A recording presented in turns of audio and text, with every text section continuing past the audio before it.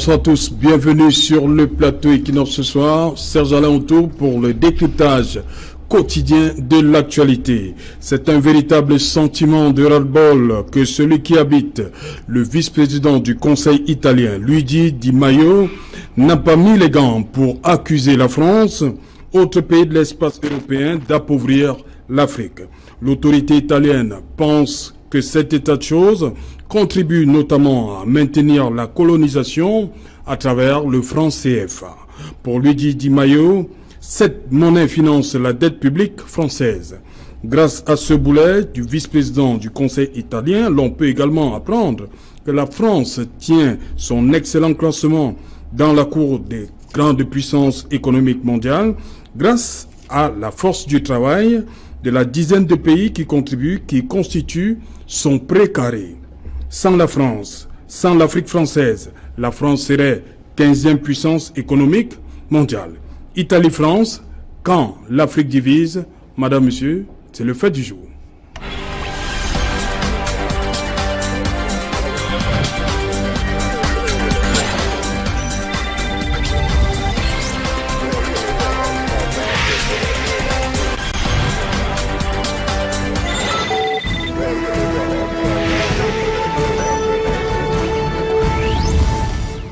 Italie-France, quand l'Afrique divise, pour en parler, je suis en plateau ce soir avec Guy Hervé Fongan. Bonsoir. Bonsoir, c'est Jean Lauto et bonsoir aux nombreux téléspectateurs qui chaque jour prennent le même plaisir à regarder cette émission de qualité. Ok, merci. Et bonsoir aussi à tous ceux qui prennent le risque de traverser la mer pour accéder au paradis. Enfin, le paradis. Enfin, j'allais dire la terre promise, l'Occident. L'Eldorado. L'Eldorado. Qui prennent des risques incommensurables pour atteindre cet Eldorado là, qui meurt la plupart du temps dans la mer. Donc vous comprenez un peu la sortie du vice-président du Conseil italien. Oui, elle est tout à fait on en parle légitime. tout à l'heure. À côté de vous, Albert Anatole Haïssi, bonsoir. Bonsoir Serge Alain, je salue mes copanélistes ainsi que vos millions de téléspectateurs au Cameroun et à travers le monde. Je salue particulièrement ceux-là qui ont prétendu il n'y a pas très longtemps que le franc CFA n'était pas un problème pour l'Afrique. Ok. Il est là également Jonathan Batenguedin, bonsoir. Bonsoir Serge Alain, bonsoir aux millions de téléspectateurs qui regardent Equinox Télévision. Bonsoir à toutes les personnes qui ont eu le courage ce matin de se lever pour aller travailler et qui sont en train de rentrer. Certains qui nous regardent à ce moment. Ah ok, heureusement que vous avez dit pour aller marcher, pour aller travailler. Je croyais que vous vouliez dire autre chose. Juste à côté de vous, Maître Georges Téguin, bonsoir. Bonsoir Serge Alain, bonsoir à tous mes copanélistes, bonsoir aux fidèles téléspectateurs d'Equinox Télévision. Voilà, Maître Téguin, vous êtes un ancien de la France, c'est ça? Vous avez fait vos études en France. Donc vous comprenez un peu cette sortie. On va dire que c'est un populiste. On est tous d'accord? C'est du populisme et rien d'autre. Voilà. Comment comprendre donc cette sortie en ce moment-ci? C'est l'exacerbation? C'est quoi le problème du vice-président du Conseil italien? Écoutez, l'Europe et l'Italie sont deux modestes fondateurs de l'Union européenne. La France et l'Italie. Enfin, la France et l'Italie sont deux modestes fondateurs de l'Union européenne. Quand je pense au traité de Rome de 1950, avec des hommes comme Monnet, Schuman, Gasperi, Adenauer, c'était le président du Conseil italien, le président de la République française, ils ont signé le traité et ils se sont mis d'accord pour régler leurs problèmes dans un cadre qui est bien un cadre institutionnel. Moi, ça me gêne un peu d'avoir parlé de ce dossier sur ce plateau, surtout que j'appartiens à un parti politique de la majorité qui a la responsabilité, qui gère le pays. Et il n'est pas de mon rôle, enfin, il ne m'appartient pas à moi d'aggraver le climat de tension qui est en train de naître entre ces deux grandes puissances de l'Europe. Ce sont des pays qui étaient les fondateurs de l'Europe, ils ont mis en place des bases, ils ont mis en place un système institutionnel pour régler leurs problèmes. Et c'est assez désolant de voir que les problèmes se règlent ainsi. En tout cas, pour ma part, je ne ferai rien pour aggraver le climat de tension.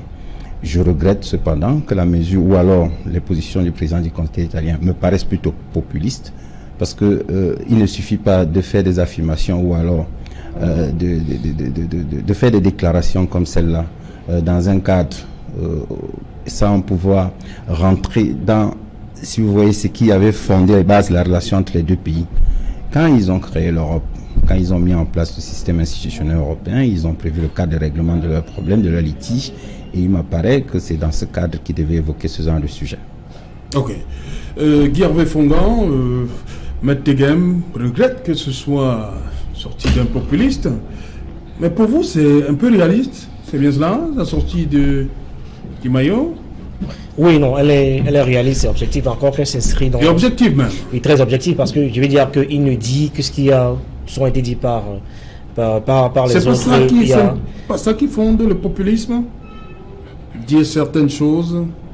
Non, moi je ne perçois pas comme un populiste, je perçois comme quelqu'un qui a pris ses responsabilités, son bâton de pèlerin, et qui a voulu dire en face à la face du monde ce que les autres n'osent pas dire en face des Français.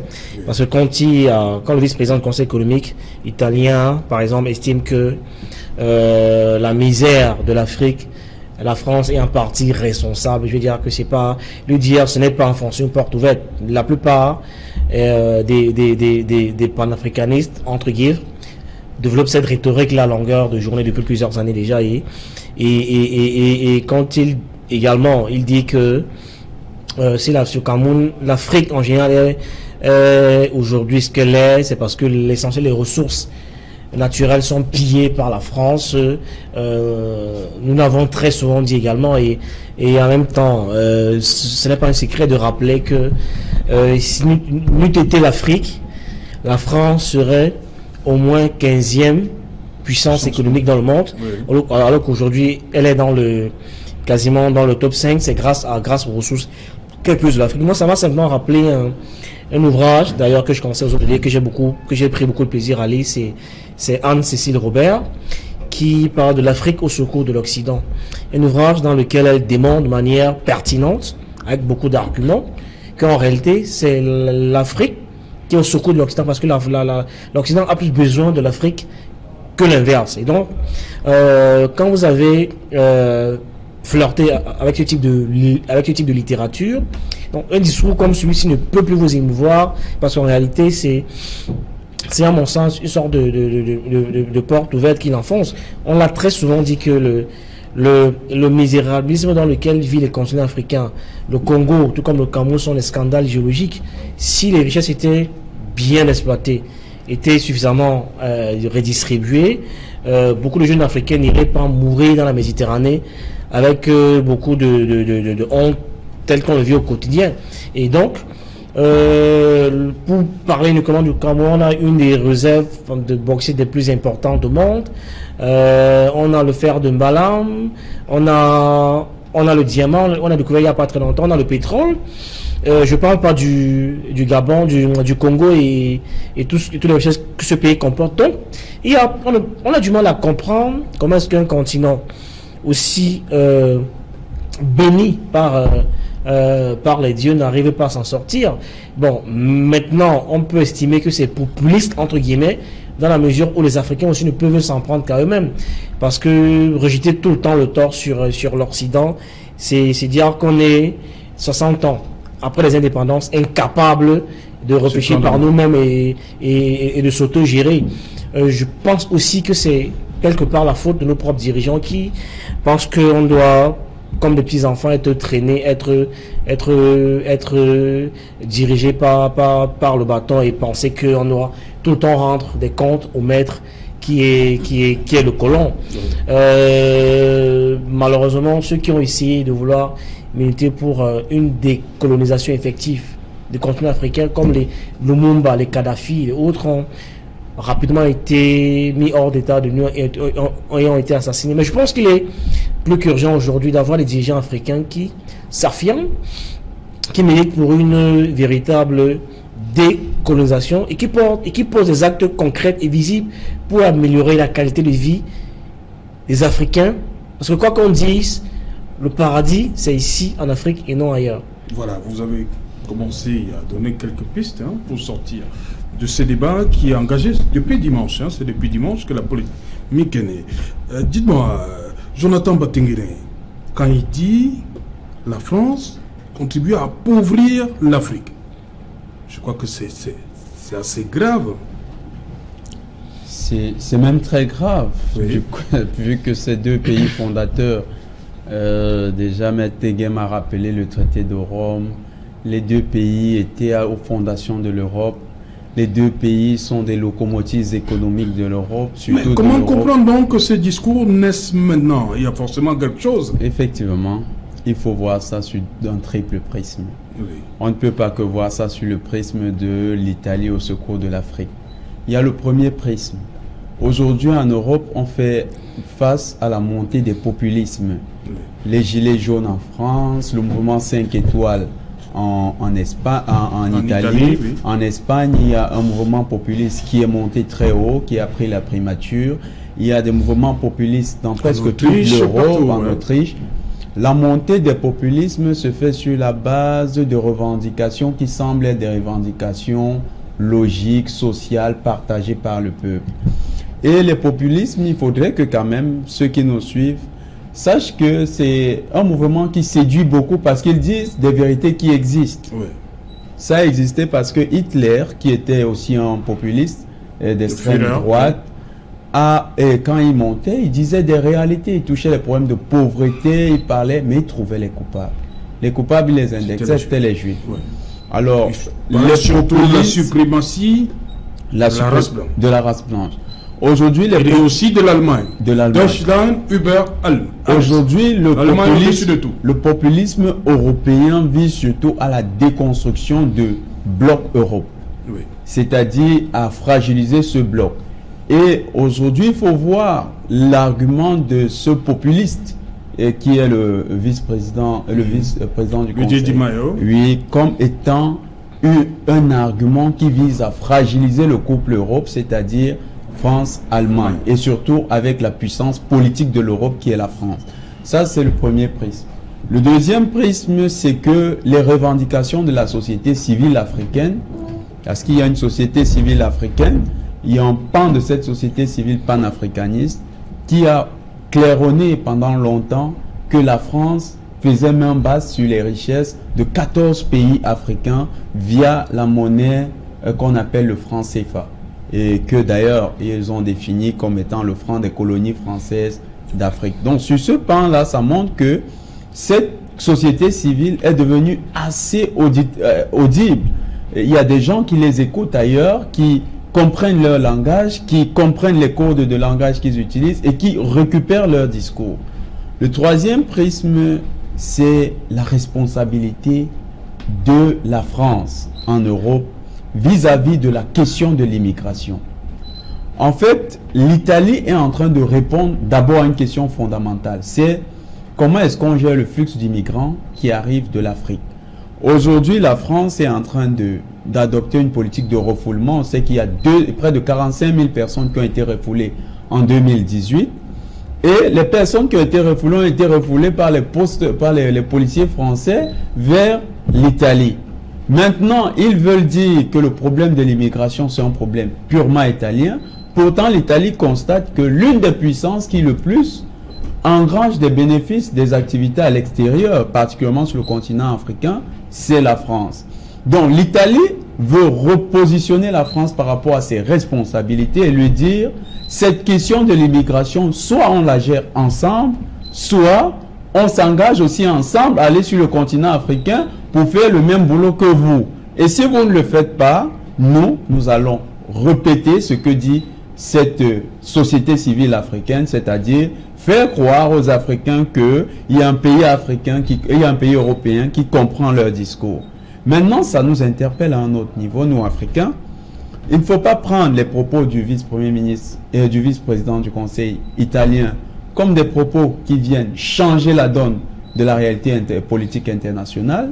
C'est des propos qui s'inscrivent dans un contexte. C'est un populiste, c'est leur mode d'action. C'est ainsi qu'ils accèdent aux fonctions dans ces continents-là. Voilà, et il dit justement ceci, Albert Anatola ici.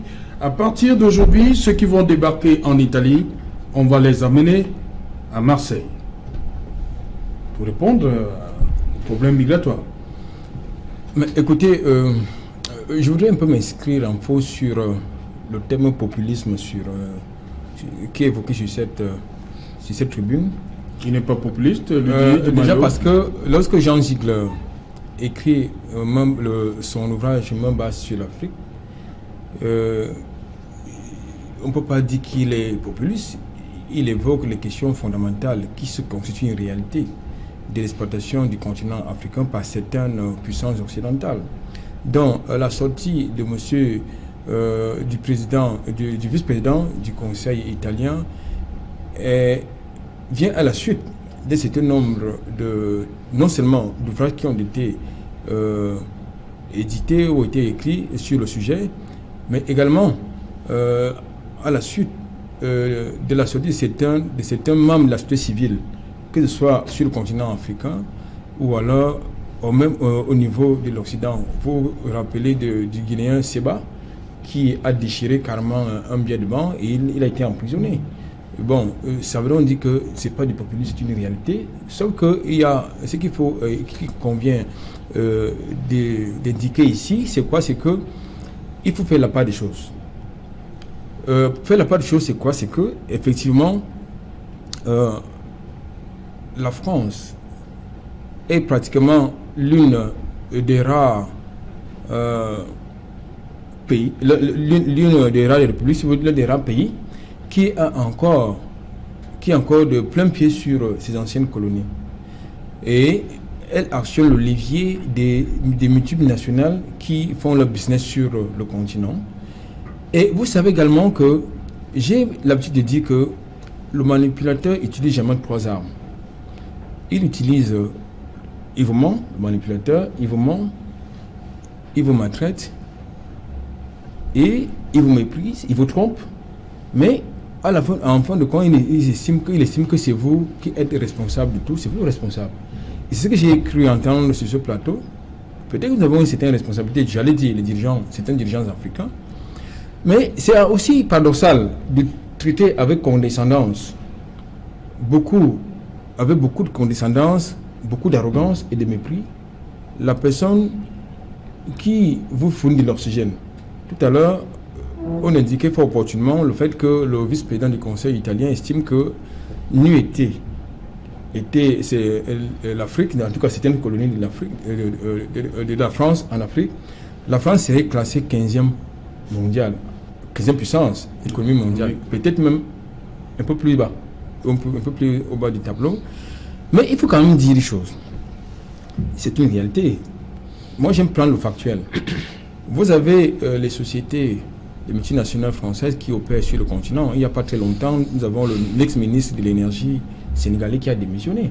Qui a démissionné parce qu'il était surpris que une multinationale française qui était au bas du tableau, dans le cadre, n'est-ce pas, de certains contrats milliers au Sénégal, se retrouve premier.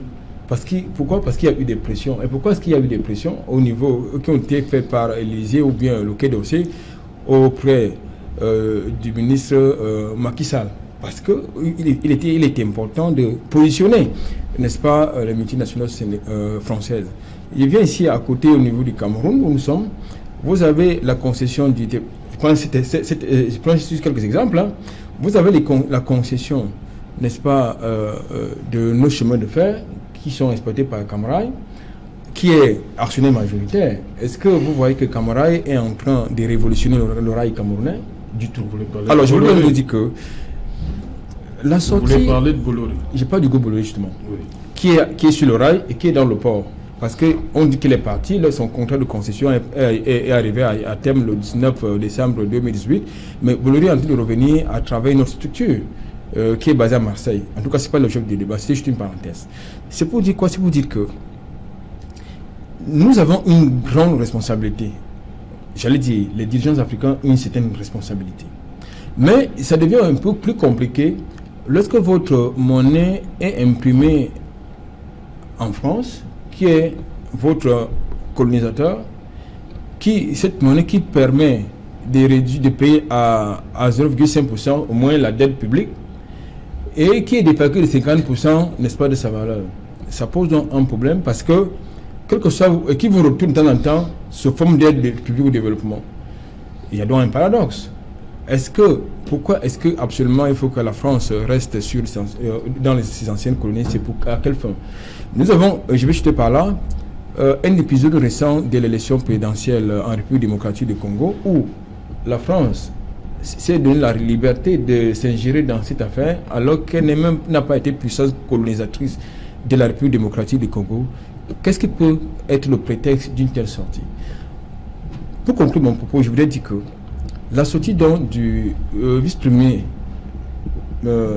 président du Conseil italien n'est pas, de mon point de vue, une sortie de l'extrême droite populiste italien. Non, il ne s'agit pas de ça, il s'agit d'une réalité.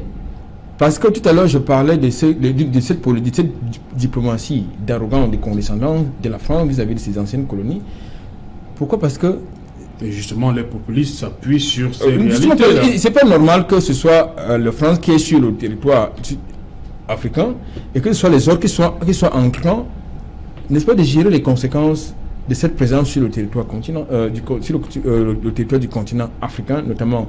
Vous savez que la plupart des migrants débarquent, je crois, à l'île de Lampedusa, en Italie.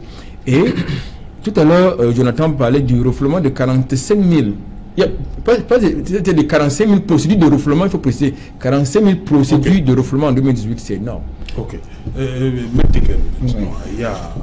On a comme l'impression que ces accords-là, signés entre 59 et 61, nous collent à la peau. Quand je dis nous, c'est les Africains. C'est ça le problème? Écoutez, on a de la peine à se départir de ces accords-là. Écoutez, on va parler des accords, surtout ceux de défense, avec deux cas précis. Oh, les accords de défense ont même déjà été revus il y a un moment. Quand le ministre Alain Juppé était mis à Affaires étrangères, on a revu les accords de défense avec la France. C'était en 2000, je ne sais plus trop, il était mis à Affaires étrangères, je crois en 2011. On a revu même sur le point de l'assistance au gouvernement en danger. Il y a un certain nombre de points qui ont été revus. Donc, moi, je pense pour ma part que les populistes, je m'en méfie. Parce que, voyez-vous, l'Europe a des institutions qui fonctionnent. L'Europe a des institutions, les problèmes se posent et se règlent. Que monsieur veut nous faire croire, nous les Africains, qu'il nous soutient parce qu'il dit que la France est responsable de la misère. Je ne sais pas. En tout cas, pour ma part, il veut régler un problème en Italie, c'est-à-dire le problème de l'immigration. Je pense que c'est le problème là qu'il veut régler en Italie. Donc, c'est pas pour nous qu'il parle, c'est pour l'Italie qu'il parle et non pour nous. Et sur l'ingérence de la France dont parlait Haïti, moi, je pense qu'il faut faire très attention parce qu'en République démocratique du Congo, nous étions d'ailleurs sur le plateau ici, je disais, et fort opportunément, que la France connaît mieux que chacun d'entre nous les principes de non-ingérence. Et que si nous avons des institutions fortes, nous acceptons nos institutions, la France ne pourra rien y faire. Vous avez vu que là-bas, la politique institutionnelle s'est mise en route. Oui, il y a un conseil. Ça nous fait rigoler. Mais monsieur, c'est la réalité. Même si ça vous dérange. La RDC nous parle. Hein, donc. Mais justement, c'est de cela que je parle. Je parle de la RDC. À RDC, il vous souvient, Serge Alain, je parle sous son contrôle. J'étais l'invité ici. Il m'a dit que voilà, le ministre Le Drian a fait une déclaration. Je lui ai dit non, la France est mieux quiconque les problèmes de non-ingérence. Sauf cas d'ingérence humanitaire. Si elle savait, j'ai dit, si nous avons autant, elle ne s'agirait pas en RDC. Au point d'imposer un président. Ça c'est de l'ingérence en mondodécision aussi grossière. Ben, écoutez, moi, vous aurez votre temps de parole peut-être pour répondre. Mais il me semble pour ma part qu'en RDC, la France a fait une lettre hier pour féliciter le président élu, selon les mécanismes institutionnels de la RD Congo. C'est pas moi qui ai fait le communiqué, je ne fais que commenter des faits. Même si vous pouvez dire ce que vous voulez concernant la France, c'est un grand pays qui est respectable, qui fait ce qu'il a à faire pour ses intérêts et il revient à chacun de défendre les siens. Le président italien est pour ma part mal placé pour défendre les nôtres. Nous avons des institutions qui fonctionnent. Nous avons au sein de la CEMAC, lui et moi, des institutions qui fonctionnent pour défendre notre politique monétaire. Et je crois que jusqu'à présent, nous le faisons au mieux de nos intérêts.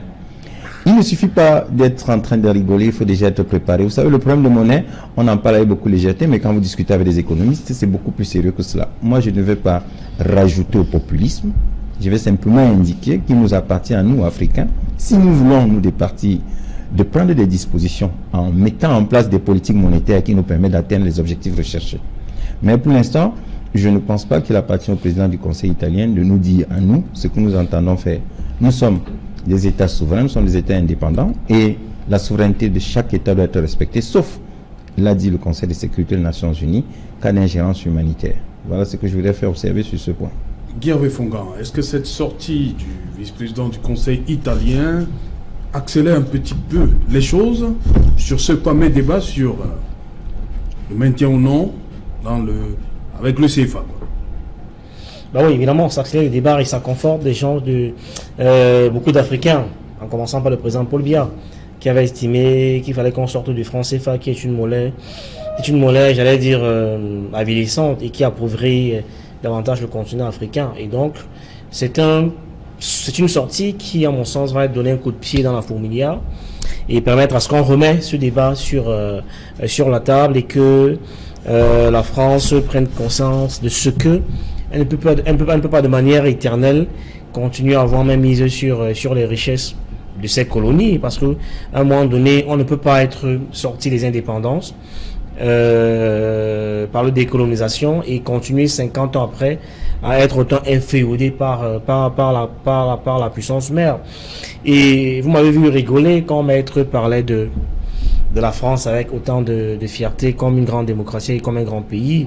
Aujourd'hui, si vous voulez situer la sortie du vice-président du Conseil économique italien dans le contexte, parlant de la responsabilité de la France dans la décrépitude du continent africain, on peut indiquer qu'aujourd'hui les Africains, comme moi, ont encore des blessures pas encore cicatrisées.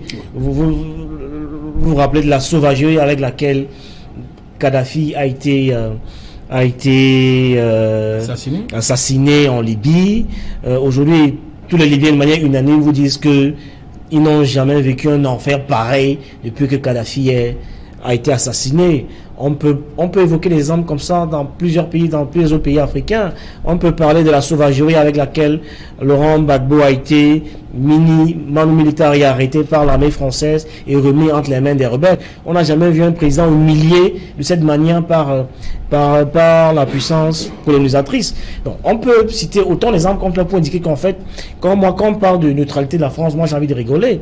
Parce que la vérité, cette ingérence manifeste est de plus en plus forte. Et la sortie, justement, c'est pour ça que ça me gêne quand on le traite de populiste.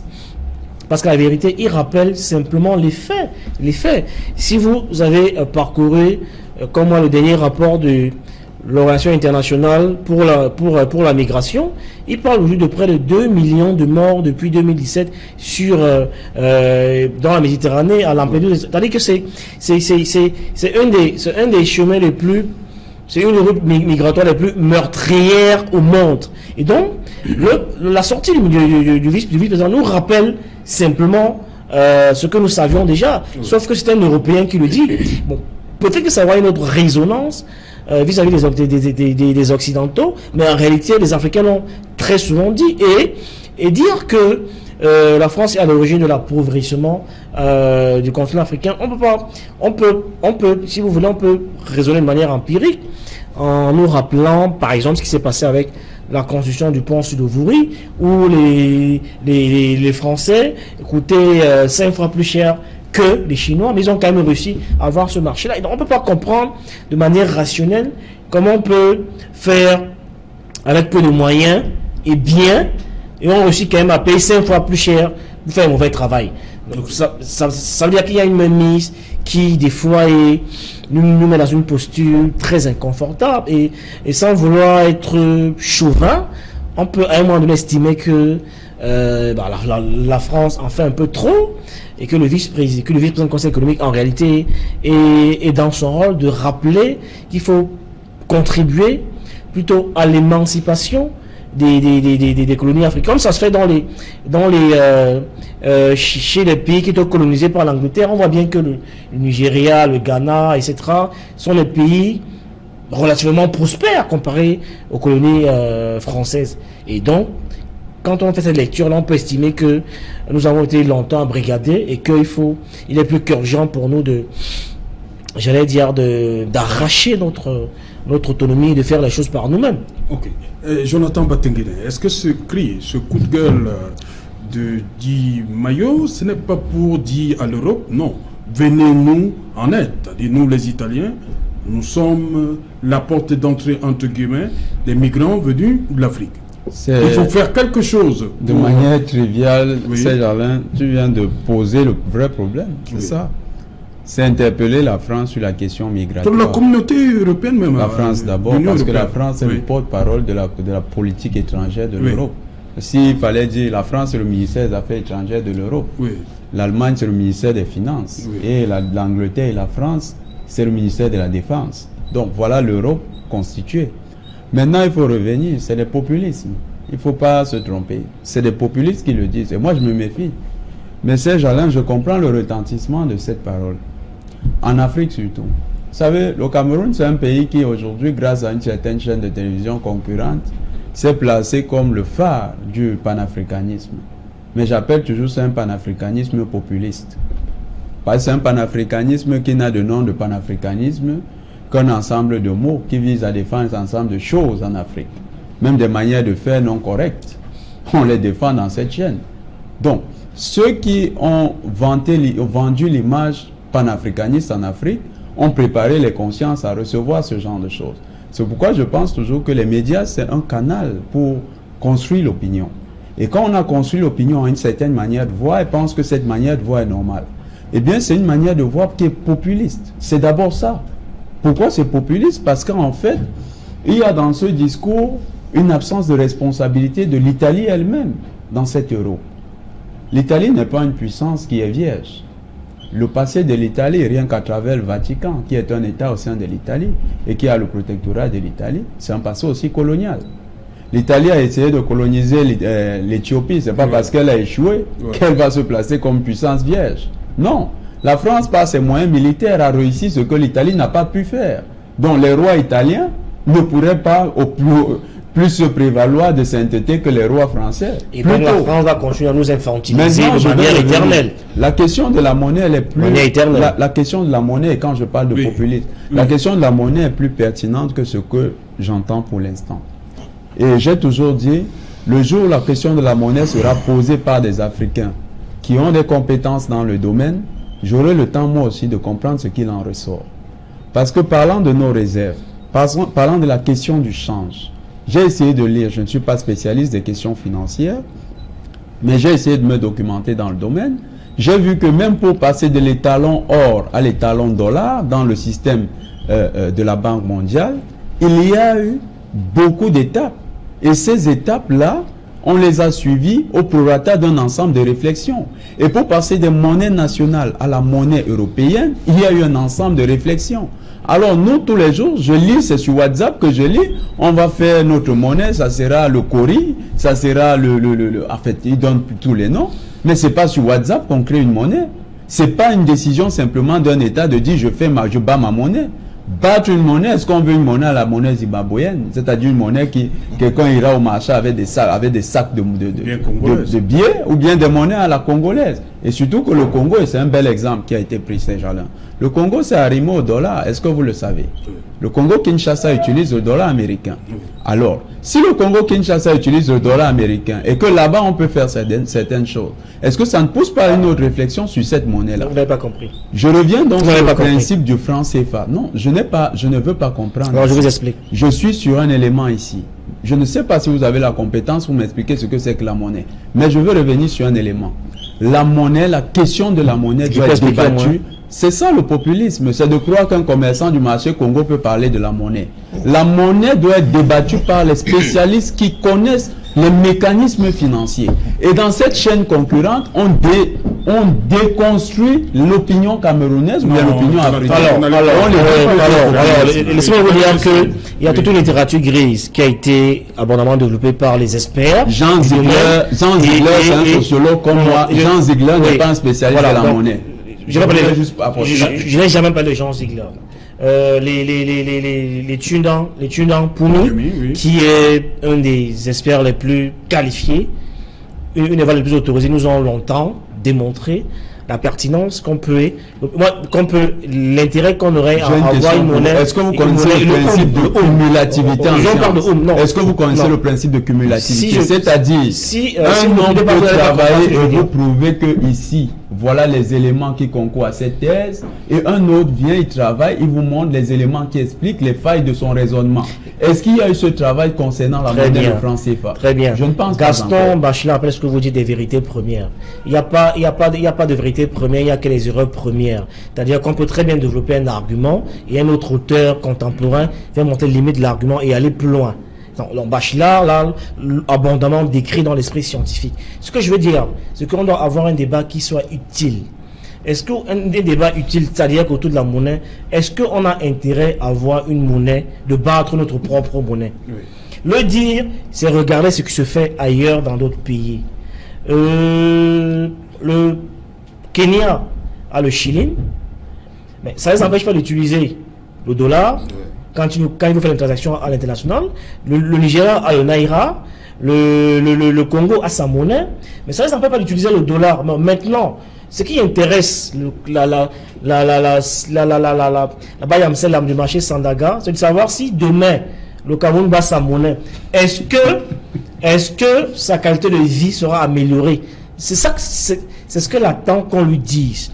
Alors, si on bat notre propre monnaie, est-ce qu'on a une meilleure qualité de vie? Quel est le saut qualitatif qu'on va faire quand on battra notre propre monnaie? Alors, est-ce que c'est vous qui pensez que vous pouvez donner ces raisons? Non, en observant ce qui se fait ailleurs, les autres pays qu'on a visités, et c'est qui battent leur propre monnaie, on voit très bien, au niveau de la qualité de vie, ils ont une qualité de vie meilleure. On n'a pas besoin de sortir de Harvard ou de Georgetown pour le comprendre. On voit très bien que, de manière empirique, que les pays qui battent leur monnaie ont une qualité de vie nettement meilleure que la nôtre. Alors, est-ce qu'on prend ce risque-là? Oui, parce qu'on estime qu'en battant de propre monnaie, ça ne veut pas utiliser la monnaie étrangère, puisque les autres le font.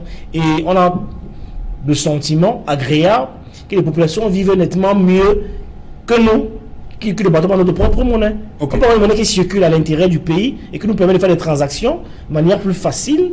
Et à partir du moment où on voit très bien que si ça marche ailleurs, il n'y a pas de raison que ça ne marche pas ici. Albert Natola, ici, avec cette sortie de l'italien, on a comme l'impression que les lignes vont véritablement bouger sur ce problème de monnaie. On a comme l'impression aussi que on reste dans l'infantilisation. Il faut toujours attendre que ça vienne des autres. Tout à l'heure, pas nous-mêmes. Non, tout à l'heure, j'ai évoqué j'ai évoqué à dessein l'ouvrage de Jean Ziegler sur l'Afrique noire et mal partie, qui est justement, il est sociologue, comme l'a indiqué. Je l'ai évoqué fort opportunément. Pourquoi? Parce que je l'ai évoqué à dessein. Pourquoi? Parce que nous avons les effets pervers du franc CFA qui constitue une monnaie d'asservissement. Maintenant, je voudrais prendre mon argumentaire sur les éléments de langage de la sortie du vice-président du Conseil italien. C'est-à-dire qui prend les éléments, quels que soient, n'est-ce pas, les qualificatifs que vous voulez ou les superlatifs que vous voudrez bien lui attribuer sur ce plateau, il pose un problème fondamental qui est celle de la monnaie, celle de la décolonisation, c'est-à-dire la décolonisation de l'Afrique. Définitive et complète. C'est-à-dire c'est important de prendre les éléments de langage. Maintenant, allez faire une autre lecture. Cela me semble un peu hypocrite ou alors transversal. C'est pour dire quoi? C'est pour dire que la sortie du vice-président de Luigi Di Maio, c'est une sortie de plus parmi tant d'autres sorties sur la question de la décolonisation de l'Afrique.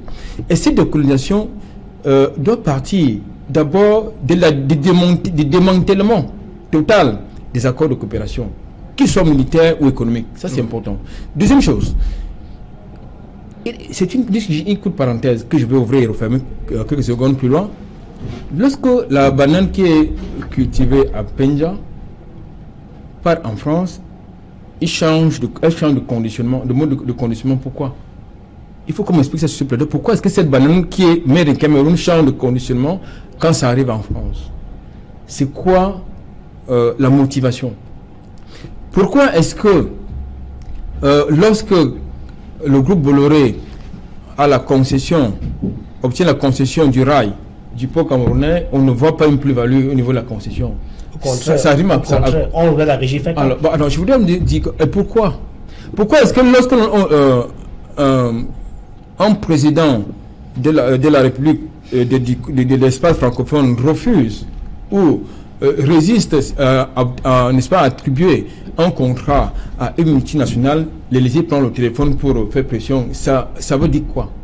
Ça veut dire que nous sommes encore dans une politique d'asservissement. Je pense qu'il est important, de mon point de vue, que les uns et les autres, notamment sur le continent, prennent leurs responsabilités. Il n'est pas normal que, comme j'ai indiqué tantôt, c'est vous, à travers votre sang, votre sueur, vos efforts, vous mettez quelqu'un sous assistance respiratoire, mais il vous traite avec condescendance, avec beaucoup de mépris et d'arrogance. Ça, c'est pas tout à fait normal du tout. C'est inacceptable. Il dit donc de mon point de vue que... La faute à lui ou à nous? Non, la question, nous allons prendre, plus long nous parlons des responsabilités. Maintenant, ce qui est important, c'est de prendre conscience de ce que la France, entre autres, a une part de responsabilité, n'est-ce pas, dans l'asservissement de l'Afrique. Maintenant, je voudrais quand même vous indiquer quelque chose. J'ai suivi avec beaucoup d'intérêt le discours récent du président de la République du Cameroun devant les membres du corps diplomatique lors de la présentation des vœux, qui a, de manière solennelle et officielle, engagé une rupture au niveau des relations bilatérales, en indiquant que désormais la France, je veux dire, le Cameroun va préférer la Chine à la France, disons ça comme ça. C'est pas anodin, c'est le temps que le président de la République a une prise de parole très très difficile. Et lorsqu'il le dit de manière solennelle, ça veut dire que tout le monde est exaspéré de cette coopération qui est une sorte de marché des dupes. Ça, c'est important de souligner cela. C'était un marché des dupes. Donc, maintenant, lorsqu'on vous dit qu'il y a une multinationale qui vient investir en Afrique, allez regarder les statuts. Allez regarder les statuts pour voir la responsabilité des uns des autres dans la prise de décision, dans le management de ces sociétés-là. Je pense donc que le problème que pose le vice-président du Conseil italien, certes, c'est pour résoudre un problème italien parce que l'Italie est envahie. L'Italie est constamment envahie par les migrants.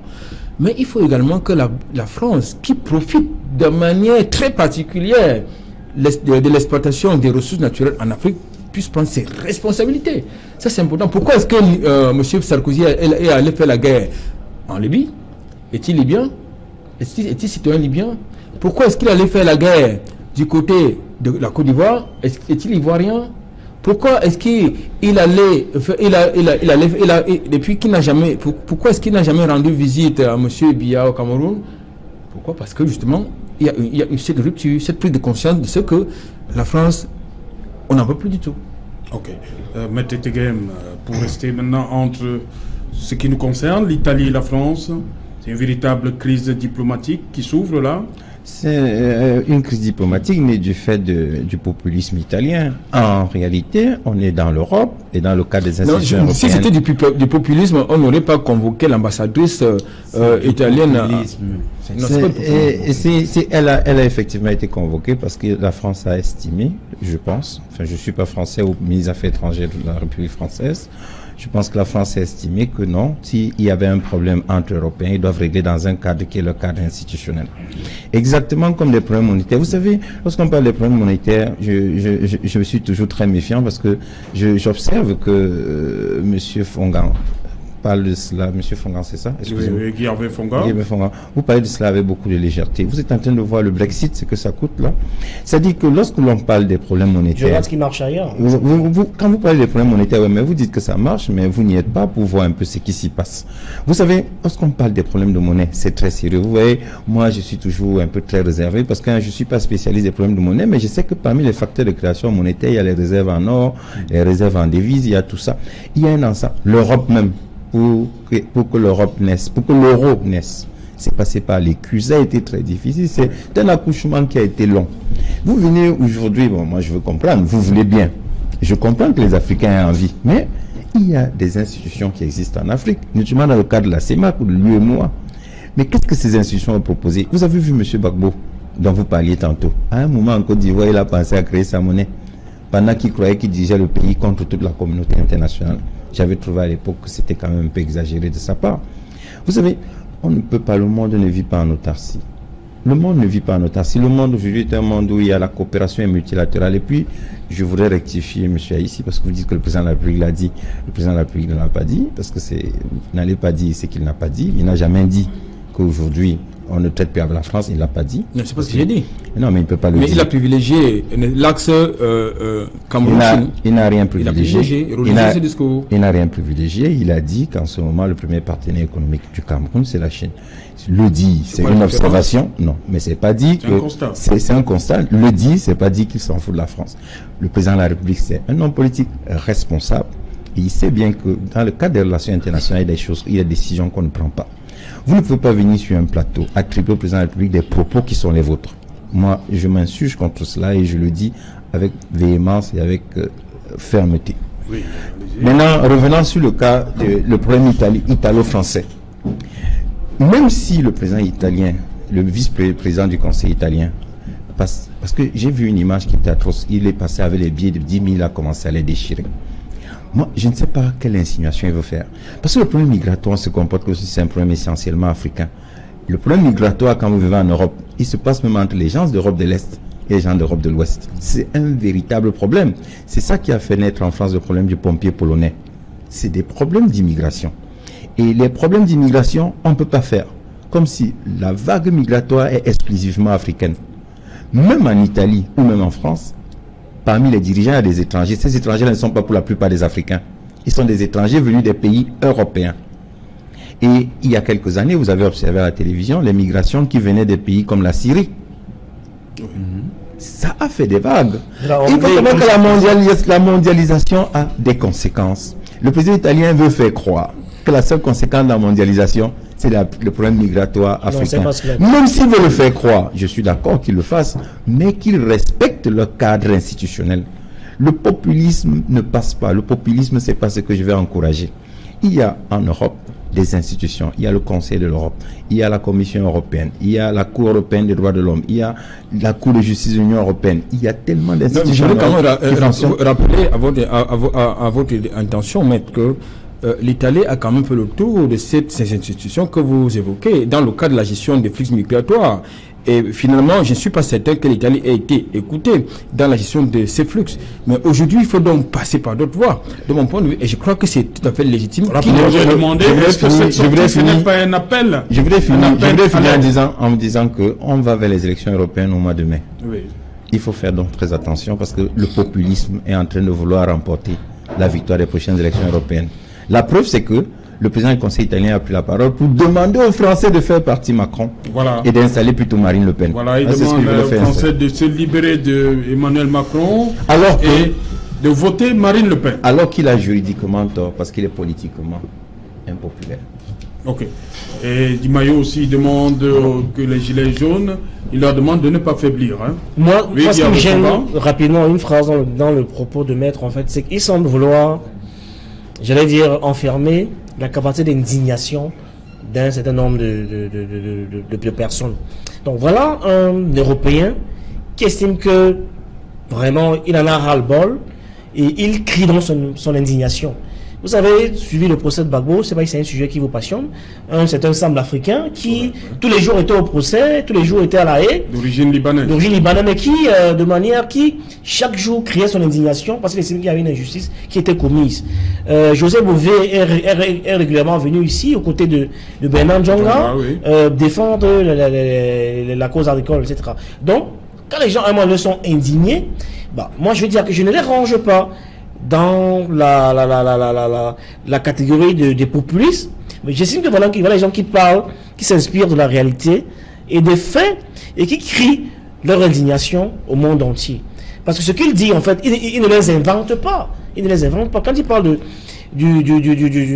j'allais dire du fait que la France pille les richesses en Afrique, il ne les invente pas. Les Africains avant lui l'ont dit, et même d'autres Européens l'ont dit avant lui quand ici Robert parle de l'Afrique au secours de l'Occident. Okay. Il n'invente pas ce qu'il dit. Ok, bonsoir Cédric Nouffelé. Bonsoir Serge Alain, bonsoir à vos invités. Le 20h, c'est dans un instant Cédric, au menu ce soir.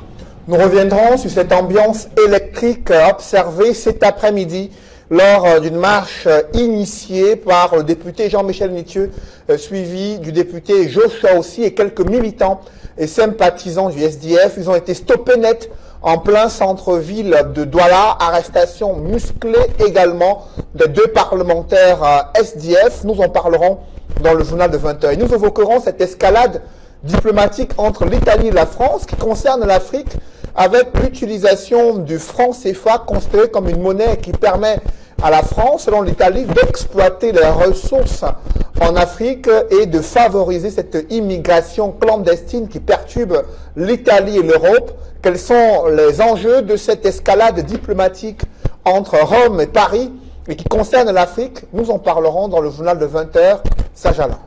Voilà, madame, monsieur, c'est donc l'essentiel du journal de Cédric Noufelé. Il va développer tous ces titres pour nous, pour vous. Quant à moi, je vous retrouve après pour Equinox Soir, deuxième partie, le temps du débrief, toujours en compagnie de nos 4 invités.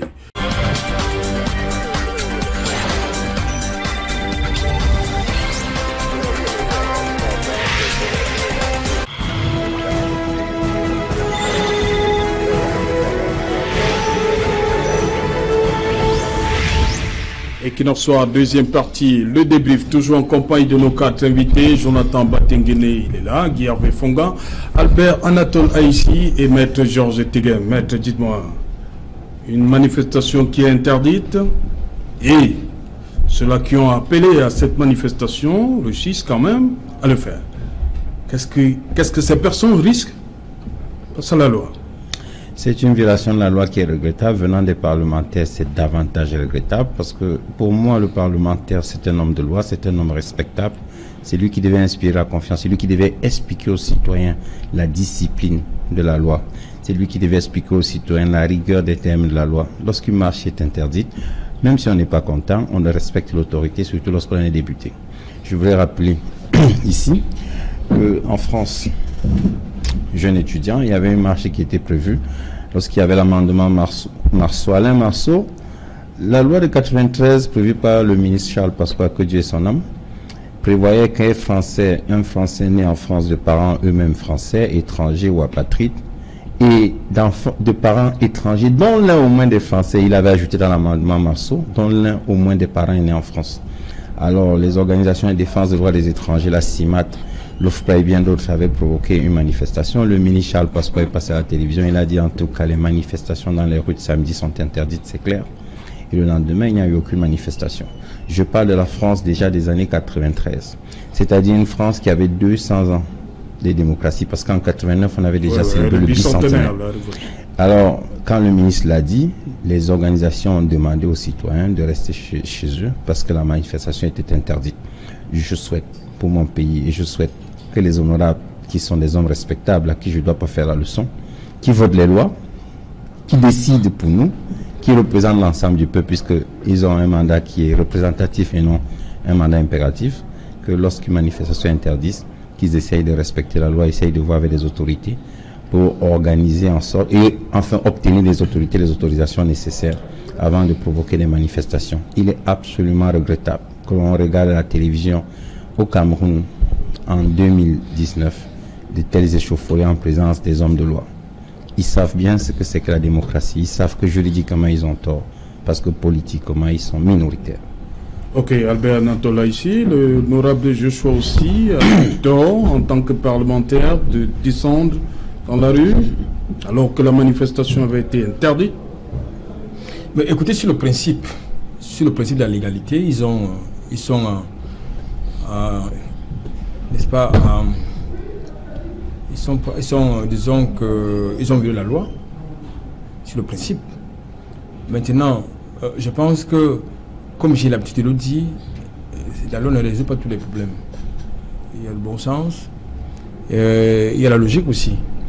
Donc je pense que pour une manifestation qui a été déclarée, malheureusement dont l'autorisation a été refusée par l'autorité administrative compétente, bon, ce qui n'était pas de mon point de vue nécessaire au regard des éléments pertinents qui ont été évoqués par ceux qui ont fait cette déclaration à manifester. Bon, dans tous les cas, je pense qu'il est important également, il était important Parce que très souvent, là où on peut trouver une solution simple, on trouve une solution compliquée et on commence à fabriquer quelquefois des euros inutiles. Donc, l'autorité administrative aurait pu procéder autrement, c'est-à-dire que demander certainement au Fonds de maintien de l'ordre d'encadrer cette manifestation, parce que l'autorité administrative refuse, j'allais dire, d'interdire cette manifestation, il évoque ce nombre de faits, notamment menace éventuelle à l'ordre public et à la circulation des personnes et des biens.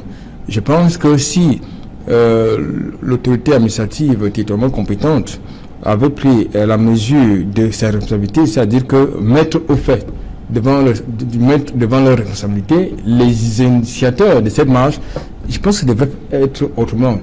Parce que très souvent aussi, il y a des choses qui peuvent se passer autrement que de cette manière-là. Donc, il faut pas tout le temps aussi porter entrave aux libertés publiques. Ouais, je crois que même si justement ces deux parlementaires sont en délicatesse avec la loi, je ne suis pas certain qu'ils vont se retrouver demain devant le procureur de la République pour répondre à leur fait, tout le temps qu'ils sont protégés par leur immunité parlementaire. Je pense que il faut que n'est-ce pas, le processus, n'est-ce pas, de modernisation de notre démocratie, il faudrait, de mon point de vue, mettre également certaines autorités administratives en charge de l'implémentation de la loi à l'école de l'encadrement des manifestations publiques. Ok, Guy Hervé Fongan, vous avez assisté, vous avez vécu cette sortie, malgré l'interdiction de l'autorité administrative, cette sortie du SDF aujourd'hui à Douala. Oui, j'étais exactement au niveau de l'ancien PMUC à quoi, donc c'était plutôt, je vais partir convivial, mais c'est plutôt une ambiance très bon enfant. Et exactement au moment où ça se passait... une ambiance bon enfant? Oui, bon enfant, parce qu'avec les policiers, on rigolait carrément quand Vous rigoliez? Vous étiez manifestant? Non, j'observais la scène en tant qu'historien du président. J'observais la scène, etc. Et une petite anecdote, une parenthèse qui est rapidement refermée pour rappeler que pendant qu'on était sur les théâtres des opérations, Jean-Paul et Warren, donc, sur les réseaux sociaux, ça a commencé à circuler comme quoi Jean-Paul, Chouniat et Warren ont été, au cours des échauffourées, ont été enlevés. Donc, on s'est mis à rigoler, mais attends, on est là en train de... donc ça a circulé que notre équipe. Il faut rappeler que c'est l'équipe de Equinox Télévision qui a couvert cette... Alors que, vous voyez bien que dans ce type d'événement, il y a des gens tapés dans l'ombre qui essaient de tout manipuler, de tout travestir. Donc pendant qu'on lisait le message, ils étaient en face de moi et on rigolait. Pour dire que, en effet, il y a certaines personnes qui s'amusent à vouloir grossir les faits. Comme on est en politique, on essaie de tout mettre dedans pour couper l'actualité et doper la scène. Il n'en était rien parce qu'il n'était pas en puisqu'on était ensemble quand on lisait le message. Bon, je ne peux pas cacher mon inconfort. Quand j'écoutais mes précédents, les précédents panélistes, pour dire que je ne veux pas prêcher aux convertis qu'un maître, mais je veux simplement indiquer que la loi de 90 sur les associations précise qu'on est dans un régime de déclaration et non d'autorisation. Et donc, la manifestation a été déclarée. Donc, il s'est présenté comme militant du RDPC, ça veut dire le parti État. J'ai envie de mettre au défi de me citer une seule manifestation qui a été déclarée et autorisée par les autorités. Il n'en a presque pas. Mais je suis sûr que si demain, le canton d'Aïdo décide d'organiser une marche pour remercier Laurent Isso, qui a été reconduit, ils auront une autorisation de manifester. Et donc, quand on est dans un régime comme celui-ci, on a très peu d'autorisation, à un moment donné, on peut comprendre le fait qu'on ne peut pas battre un enfant et l'empêcher de pleurer. Maître Nituer, il est peut-être certes honorable, c'est député de l'Assemblée nationale, mais il y a cette rhétorique, moi, qui me gêne. On a envie d'enlever aux Camerounais leur capacité d'indignation. Aujourd'hui, on vient de... Et puis le motif de la marche était clair. On vient d'être humilié, j'allais dire de manière sauvage, par un groupuscule de personnes qui nous ont fait perdre une canne.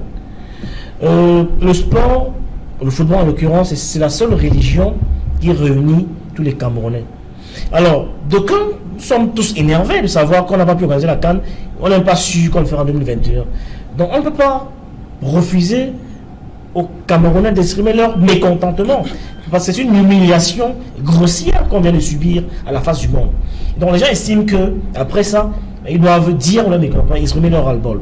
Et donc, c'est tout à fait, en mon sens, normal que les gens expriment leur ras-le-bol, parce que si en face, on a l'impression que le gouvernement n'a pas pris les mesures pour ne serait-ce que sanctionner les principaux coupables, alors on a l'impression qu'on est dans un pays où on a un chef d'État qui règne et que ne gouverne pas, parce qu'on ne sanctionne personne. On est dans un moment là où chacun fait ce qu'il veut. Et à partir du moment où le peuple a un moment estimé, fut-il honorable, qu'on doit exprimer notre ras-le-bol et notre mécontentement. Ici, à essayer de dire tout à l'heure, on aurait pu simplement encadrer cette marche, encore que je vous promets que beaucoup de Camerounais sont énervés du fait qu'on nous ait retiré cette canne. Donc on ne peut pas aujourd'hui nous empêcher de dire notre mécontentement, alors qu'en face, on n'a pas eu la réponse qu'on attendait de nos principaux dirigeants. Et donc, il est dans son rôle, donc il a réussi, et c'est un des mérites. On n'a pas lui faire un procès pour ça. Cette capacité qu'il a su à pouvoir contrôler, parce qu'on est en plein, ce qu'on appelle en communication, ici on est en plein dans la gire communicationnelle. Donc la bataille, aujourd'hui avec la montée du MRC, la bataille des politiques aujourd'hui, c'est cette capacité qu'ils doivent avoir à contrôler l'agenda setting. On a une élection qui arrive dans 8 mois, donc il faut être capable de manière constante à occuper l'espace, à donner l'actualité, parce que c'est exactement comme quand vous courtisez une femme. C'est-à-dire que si vous courtisez une femme, si elle se souvient que hier, quand elle avait des problèmes, elle vous a souvent vu qu'elle avait des problèmes, que vous revenez demain lui rappeler qu'elle vous plaît, ben évidemment elle n'est plus sensible à vos discours. C'est exactement ce que le SDV fait aujourd'hui, parce que aller sur le terrain, porter les causes communes contre cela, revenir 2 mois, 3 mois plus tard, au moins si les gens se rappellent qu'ils vous ont vu hier, à ce moment-là ils sont sensibles à votre discours, et on est en plein dans ce que Jürgen Habermas appelle l'agir communicationnel. Et donc ça peut prospérer, ça peut marcher, ça peut permettre aux partis de glaner quelques voix, et c'est de longue guerre. Jonathan Batengere, on connaît les mobiles que le SDF a avancé par rapport à cette marche. Est-ce que ce n'est pas une publicité de plus à l'endroit de Jean-Michel Nithieu? Il est clair que le SDF... Parce qu'en interdisant, il a quand même bravé l'interdiction et il est descendu. On en parle. Oui, les sous-préfets nous aident aussi, les partis d'opposition. Parfois, leurs interdictions font plus écho et oui, permettent à nos actions d'avoir une certaine ampleur. On a vu le meeting de la cité SIC de notre leader Cabral. Donc, grâce à l'interdiction du sous-préfet, on a eu un meeting digne de ce nom, parce qu'il a aussi contribué à sa manière. Maintenant, dans le cas de l'honorable Jean-Michel Nithieu, ça n'a pas joué tout à fait en sa faveur, parce qu'il n'a pas aussi gêné des foules. Moi, je ne pense pas que si les policiers avaient vu une véritable foule se lever à Douala, ils auraient eu la même motivation. Ils auraient compris que l'effet d'envenimement de la situation aurait pu entraîner des conséquences et des dérapages qui se répercuteraient vu la sensibilité de l'atmosphère actuelle. Donc, à mon niveau, je pense que l'honorable... Vous pensez que le SDF n'a pas réussi son pari, n'a pas gagné quelque chose aujourd'hui? Oui. Il faut le dire, et c'était un peu un péril. Je le regrette, parce que depuis le départ, nous disons, là, le mot d'ordre des forces de l'opposition devrait être la mutualisation. On devrait mutualiser. Que certains partis s'engagent dans des actions unilatérales sur le terrain, c'est un risque. Les populations veulent voir que nous avons à cœur leurs préoccupations. Qu'un seul individu se présente comme étant le Robin des Bois de la nation, ça ne marche plus. Aujourd'hui, nous faisons un travail sur le terrain. Nous avons appelé les forces du SDF, nous avons appelé les forces du MRC, nous avons certaines forces de l'opposition qui ont déjà répondu présentes. à nos côtés, on ira à la bataille des élections. Il est mieux que les forces de l'opposition aient un candidat assez solidement soutenu face au candidat du parti de Maître Tegen. Non, mais c'est la voiture qui entre dans l'avion, hein, c'est pas l'inverse. Bon, maintenant, voilà les phrases avec lesquelles, lorsqu'on vient en négociation, on est déjà La voiture qui dans entre dans l'avion, un... c'est pas le contraire. Non, le contexte de négociation ne doit pas être biaisé par de telles phrases. La voiture rentre dans l'avion. Est-ce que les avions transportent les voitures? Les avions transportent les êtres humains. Les voitures aussi, oui. Voilà. Bon, des avions militaires peut-être. Oui. Mais maintenant, restons dans le cadre des avions de transport, c'est les êtres humains. Maintenant, ne prenons pas de telles considérations pour en faire des théories de sciences politiques. Et c'est ce qui me gêne. C'est qu'il y a aussi un très grand populisme dans la classe politique camerounaise. Elle est remplie de beaucoup de populisme. Les populismes, c'est les sophismes qu'on balance tout le temps. Quelqu'un vient vous dire, moi j'ai 15 ans d'opposition, donc j'ai de l'expérience pour désormais vous mener. Non. Est-ce qu'on devrait donc balayer ça? On ne peut pas balayer, il faut capitaliser sur ces expériences, mais mettons-nous ensemble, discutons. Il y a des jeunes qui apportent des idées. Chacun va faire ses classes. Mettons-nous ensemble, comme vous dites. Est-ce que vous avez approché Jean-Michel Ninche, le SDF, pour l'accompagner? C'était une question de foot. Je suis un qui est retiré au Cameroun, ça n'avait rien de... Oui, on a vu les réactions des Camerounais le 30 novembre, après cette décision de la CAF. Dans le cas d'espèce, l'initiateur de la marche aurait pu au moins se prendre, d'abord associer les autres forces de l'opposition à son initiative en disant voilà, je mets cette initiative, comment est-ce qu'on peut le faire ensemble? Si lui n'a pas pensé à ça, vous qui voulez tellement cette mutualisation, vous pouvez aller vers Jean-Michel Ninche aussi, non? Serge Alain, l'initiative d'une rencontre incombe à un initiateur. Oui.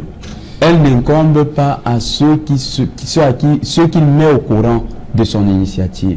Personne ne peut vous dire, j'organise une fête chez moi, et vous dites, bon, comme la fête est chez vous, je vais venir là-bas et je vais faire ci. Vous trouverez cela malvenu. Non, l'honorable Jean-Michel Ninche, en tant qu'un leader de l'opposition dans la ville de Douala, il aurait pu associer toutes les autres forces. Moi, je le regrette. Maintenant que ça va aussi dans cet individualisme que la population reproche aux forces de l'opposition, qu'est-ce qu'on aura comme résultat? Parce qu'aujourd'hui, il faut bien que ce soit Jean-Michel Ninche, que ce soit toute autre force d'opposition qui veut s'engager dans une action unilatérale, qu'elle prenne en considération qu'il s'agit déjà du marketing politique des forces de l'opposition.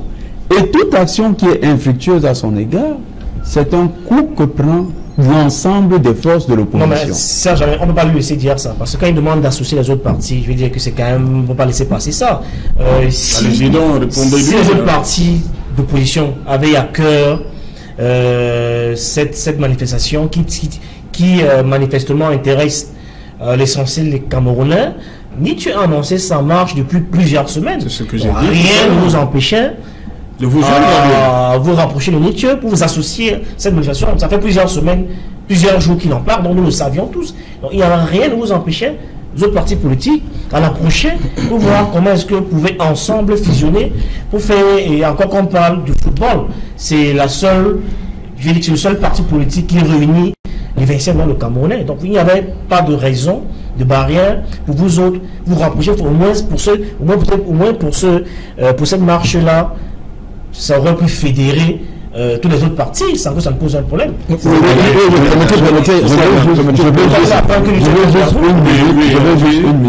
laisse la parole.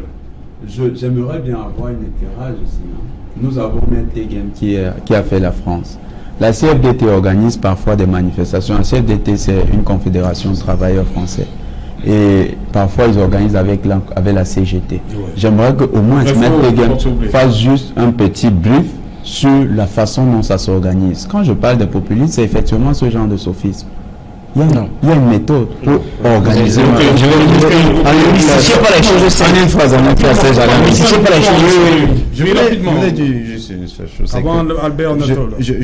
Je note que l'opposition est en train de régler sa cuisine interne sur ce plateau. Nous, ça ne nous intéresse pas votre cuisine interne. Quand vous mettez d'accord, vous mettez d'accord. Vous ne venez pas venir sur le plateau. Opposition, hein, oui, mais vous avez dit tout à l'heure, c'est ce que vous êtes en train de dire. Lui, il dit que vous deviez vous mettre d'accord. On ne règle pas ce genre de problème sur un plateau de télévision. C'est ce qu'ils débattent depuis. Je crois que vous avez déjà discuté sur votre cuisine interne, votre débat interne, ça nous intéresse pas.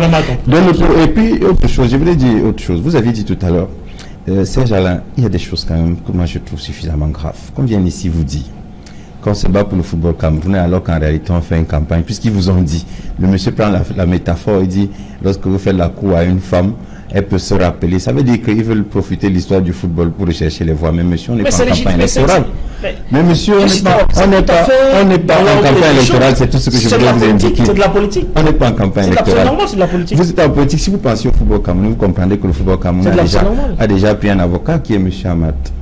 Il est devenu notre avocat. Vous n'avez pas noté? C'est vous qui le dites. Ah ben, c'est moi qui le dis. Et pourtant, vous l'avez noté. Albert Anatolaï. Non, disons que je voudrais quand même rappeler qu'il n'y avait pas que la manifestation n'avait pas que pour motif, n'est-ce pas, la CAN, il y avait le hold-up électoral. Non, non, c'est le 26 qui a le hold-up. Non, je veux dire. Vous êtes en avance, vous, hein? Non, je veux dire, non, j'ai vu quand même. Non, le hold-up, c'est ça. Bon, disons que dans tous les cas, nous savons que chaque fois que l'honorable Nietzsche organise, veut organiser une manifestation, ça finit toujours très mal. Vous vous rappelez de 2008, lors des émeutes de la France, ce qui s'est passé. Donc ça s'est très mal passé. Donc aujourd'hui, je crois que certainement échaudé par cette mauvaise expérience de 2008, peut-être les autorités administratives ou alors les autres partis politiques de l'opposition ont cru devoir ne pas, n'est-ce pas, se ranger derrière une telle initiative. Sur le temps que vous le savez, le SDF, quoi qu'on dise, est en perte de vitesse. Donc nous sommes là justement dans l'occupation de l'espace politique, absolument, comme l'a évoqué si opportunément Guy Hervé Fongan. Donc nous sommes là dans une sorte, pas de populisme, je n'ai pas envie de parler de populisme, je voudrais parler justement d'une sorte de... C'est la politique qui se passe comme ça, c'est la politique. Il faut absolument créer un événement pour à nouveau susciter des sympathies. D'ailleurs, sur les réseaux sociaux, avant d'arriver à cette émission, j'ai quand même eu le plaisir de lire quelques échauffourées entre M. Jean-Robert Wafo et quelques internautes qui appartiennent à notre formation politique. Donc, c'était vraiment... Vous savez. Non, je le sais parce que à partir des échanges, vous savez qu'ils ne sont pas du même bord politique. En tout cas, c'est pas ceux du RDPC qui doit envoyer, n'est-ce pas, la politesse. Donc, je crois que c'est de bonne guerre d'occuper l'espace politique, mais il est important aussi qu'à un moment donné, lorsqu'on a la prétention de pouvoir diriger une république, il faut se conformer à la loi et à ses institutions. Ok. Guy Hervé Fongan, une question. On n'a pas vu le candidat malheureux à la présidentielle, Joshua Nabangui, aussi depuis octobre. Mais on l'a vu pour ce qui est de l'Africa Foot. Est-ce qu'il a raté sa rentrée politique, entre guillemets, aujourd'hui? Non, il y a la discipline du parti. C'est-à-dire quoi? Que le parti est organisé. Vous ne vous attendez pas à ce que Joshua Oshi fasse un one-man show en solo. Non. Comment ça? Parce que le parti est organisé, le parti est structuré. Il a beau être candidat à la présidentielle, mais le parti est organisé et il mène les actions synchronisées. La preuve, le parti a décidé d'organiser une marche aujourd'hui et vous avez vu Joshua Oshi aux côtés de Jean-Michel Nietzsche. Oui. Donc, il veut dire qu'il était tout à fait de bon temps qu'il prenne un peu du recul. D'ailleurs, c'est ce qu'il a fait. Après l'Africa Foot, on n'avait pas vu de sortie, de grande sortie de l'honorable Joshua. Donc, et on l'a vu aujourd'hui. D'ailleurs, quand nous arrivions tout à l'heure à l'ancien PMU Siako, on a bien vu que Joshua était au charbon. Il avait la main dans le cambouis, donc il a dû se débattre pour courir rapidement pour partir quand les politiques du GMI sont arrivés tout furieux parce qu'ils voulaient embarquer tout le monde. Mais je note quand même qu'il a pris beaucoup de risques dans cette manifestation. Parce que si je m'en tiens à ce que j'ai eu comme échange après avec les agents du GMI, etc., parce que la manifestation aurait pu être infiltrée par des malfrats et qui auraient pu lui faire beaucoup de mal. beaucoup de mal. Donc l'autorité avait donc raison. Oui, oui. Entre autres raisons évoquées par les sous-préfets, c'était ça. C'est là où vous dites là. Ils l'ont confié d'ailleurs. Il aurait pu faire beaucoup de mal dans cette foule-là. Donc l'autorité avait raison donc d'interdire. Non, pas raison d'interdire. Mais c'est ce que vous venez de dire. Non, je dis il aurait pu se Vous faire dites beaucoup de mal. que comment? Non, ceux qui étaient sur le terrain ne sont pas ceux qui ont interdit la marche, c'est pas la même chose. Non. La marche, vous voulez nous dire que vous dire Joshua Nambangui aussi mal oui pendant cette manifestation. Oui. Et parce que justement la marche aurait pu être infiltrée par les malfrats, les bigrins et tout ça, les Nangaboko, comme on dit trivialement. Mais sauf que pour éviter cela, parce que ceux qui sont sur le terrain, les policiers de GM, non pas eux, ne sont pas eux qui ont interdit la marche. La marche est interdite par les sous-préfets. Et l'autorité administrative. Donc c'est pas la même personne. Oui. Donc ceux qui sont sur le terrain, justement dans les champs, vous font cette remarque là et en exprimant de manière indirecte la capitale sympathie qu'ils ont pour ce parti historique là. Et donc l'autorité aurait pu seulement encadrer de manière correcte la marche et laisser les Camerounais exprimer leur indignation vis-à-vis de cette humiliation qu'on a subie, de manière aussi grossière. Et donc, je pense que il était de bon ton, c'est bien occuper l'espace et l'honorable Joshua, donc il n'est pas exclu que dans les jours qui arrivent, que le parti, souvenez-vous que avant ça, juste après la présidentielle, le même Jean-Michel Nietzsche a tenté d'organiser une marche qui avait été boycottée par le parti. Et c'est même que c'était pas le moment. Ils n'avaient pas s'accorder. Voilà. Le parti voilà. La circonscription départementale qui était avait donc dit que cette marche, il se désolidarisait. Oui. Vous savez, c'est donc une expression de ce que le parti est organisé et structuré. Et aujourd'hui, le parti a, de manière collégiale, validé cette sortie de Nietzsche. Et vous avez donc vu que le Joshua était aux côtés il faut le dire que honorable Nietzsche est le chef de Joshua dans le littoral. Oui, donc son patron dans le littoral. Oui. Et donc quand son patron initie une marche, il est de bon temps que ses autres militants, parmi lesquels Joshua l'accompagne, le soutiennent. Et c'est pour ça qu'on a vu à côté de son président. Il aurait pu se faire violenter de manière assez brutale. On a évité le pire, espérant que le 26 les choses se passeront autrement et qu'on permettra parce que le droit de manifester, il faut qu'on le dise de manière assez forte, avec emphase, est un droit légitime, est un droit légal. On a le droit de manifester. La marche est autorisée dans nos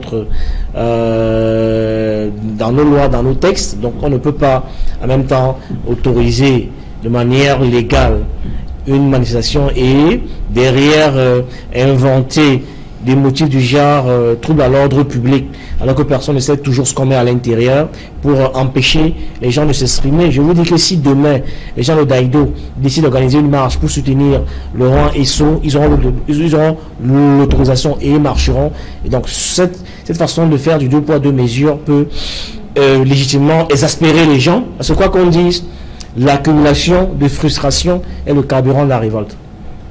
Maintenant, sur ce cas précis, pourquoi les manifestations du RDPC ne sont jamais...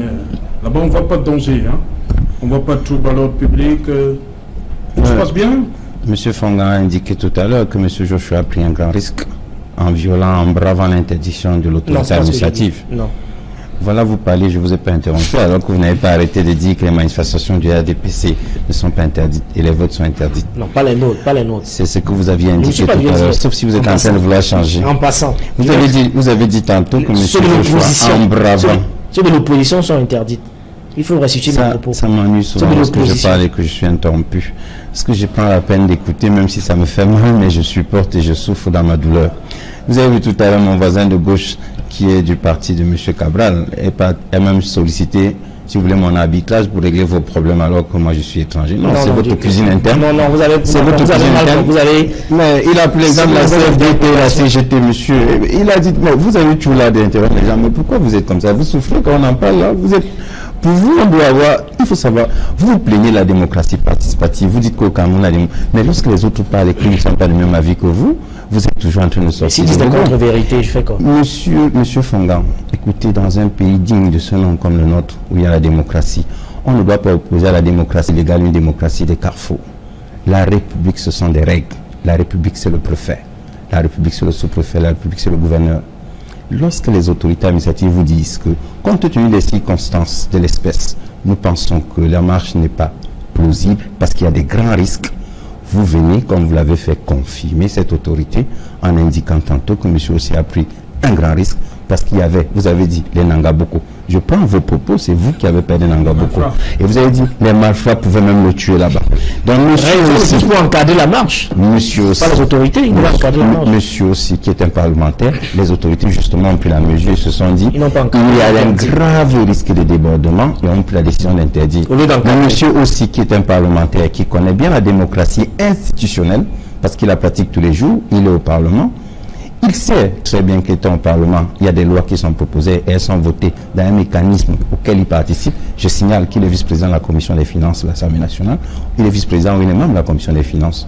Donc il sait très bien comment ça se passe. La démocratie des carrefours, ça ne passera pas au Cameroun. La démocratie au Cameroun se fera conformément au respect aux règles qui gouvernent la cité. Okay. Lorsqu'on veut faire une manifestation, on la déclare. Lorsque l'autorité interdit, on respecte. On doit faire comme les Grecs. Nous aimons la loi et nous sommes prêts à mourir pour elle. Mais est-ce qu'on peut battre un enfant et l'empêcher de pleurer? Merci. Est-ce qu'on peut le faire? On arrive au terme. Quelques secondes et on conclut. Oui, le RDPC, Maître Pegem ne peut pas se taguer que la démocratie, elle est parfaite au Cameroun. Non. Le RDPC, quand vous manifestez, il n'y a jamais d'interdiction. Hein. Ça passe comme une lettre à la poste parce que vous soutenez le régime en place. Et c'est de bonne guerre. On comprend ça. Pour ma part, je reviens sur le fait. Les aventures, la politique, ce n'est pas un concours de beauté. Que l'opposition elle-même arrête de faire comme si la politique c'était un concours de beauté. On veut voir celui qui aura le plus de monde lundi, l'autre mardi. Non. C'est une stratégie pour gagner. Et si nous ne nous préparons pas à gagner, ces élections municipales et législatives, nous recevrons une gifle. Ce n'est pas la magie. Alors on ne peut pas se targuer aujourd'hui de vouloir être les meilleurs résistants. Préparons-nous pour gagner les législatives et les municipales. Merci, le message est passé. Merci, cher monsieur, d'être venu. Merci pour votre expertise. Merci, madame, monsieur, de nous avoir suivis une fois de plus. Rediffusion 23h GMT. Il sera minuit à la douche à Douala.